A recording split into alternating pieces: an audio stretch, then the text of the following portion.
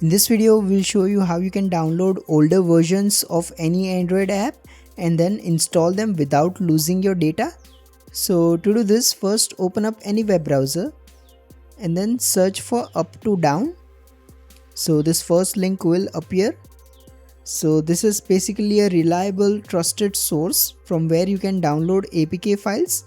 Now tap the search option and then simply search for the app for which you want to download the older version. So I'll simply select WhatsApp for this example. Now it will show me all the info and it will first give me the latest version of the app, which is on 31st July, and this is the version number. Now I can click on this older versions and it will give me a list of all the older versions of the app. I can then select the version that I want. Now I just need to scroll down and find the download button right here. So simply tap on download and then select download anyway. Now simply wait for the APK file to be downloaded. Once the APK is downloaded, you can simply open it and then update the WhatsApp app.